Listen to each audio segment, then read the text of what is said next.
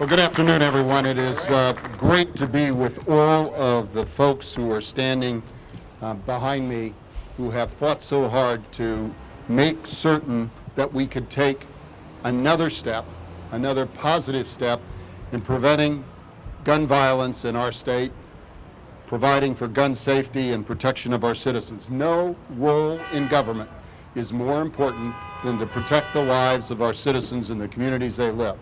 Nothing is more important than protecting these young people that stand behind us. That's what our job is.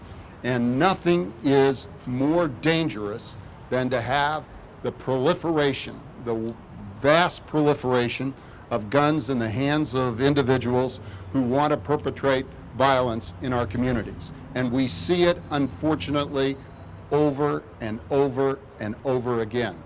And it is absolutely essential that those of us who are in public life stand up and just say no to the gun violence and gun trafficking that spurs so much of the tragedy that we've seen across our state and across our nation.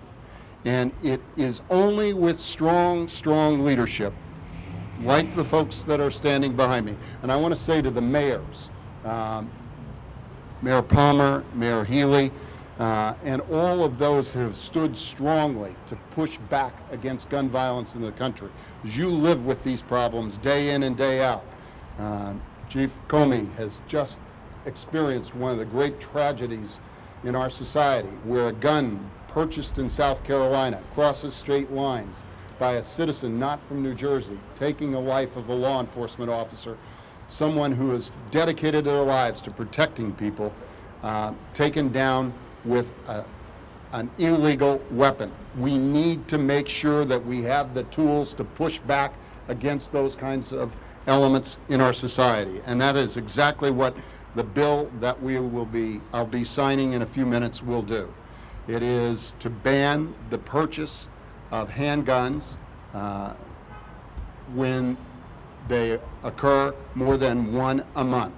Banning and making certain that we take a common sense step. That's actually more than one gun a month, because it's actually 13 in a year, is essential. And it's essential because straw purchases by people who are qualified to purchase guns can go into a gun store and purchase broad numbers and then turn around and sell those on street corners. Legal buyers going and purchasing large amounts and then in turn distributing them onto the streets of our cities and neighborhoods across the state. It's common sense that we stop that, but it is a hard fight every time we take this on. The gun lobby will spend millions and millions and millions to push back against taking sensible, honorable steps to protect our citizens in their communities. And I want to thank the Senate President for posting this bill and giving those of us who are in public life a chance to debate sensible gun legislation, sensible gun safety legislation. I want to thank Sandra Cunningham, Senator from Jersey City, for extraordinary leadership in keeping this issue on the table, on the debate in the state legislature, year after year, making certain we get to the final crossing line, victory line on this piece of legislation. Believe me, the advocates for the status quo, for no change, are willing to go to incredible lengths to make sure that we don't have the kind of gun safety regulation that we need in this state and in this nation. And it takes the kind of leadership that Senator Cunningham and others. I want to mention Assemblywoman Joan Quigley, who has also been an absolute strong advocate. People who live in our urban communities know our children need protection, know our communities need protection. It is a very simple concept. Somebody can purchase one gun a month. 13 a year ought to be enough for anybody.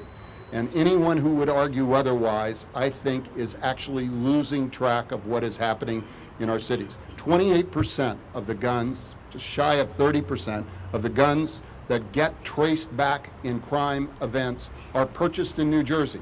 And many of those were bought in bulk purchases. And it should be stopped. And that is what we're doing today.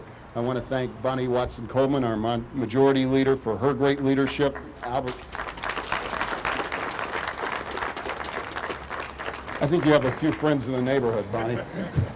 And Albert, thank you, and Shirley Turner for your great leadership.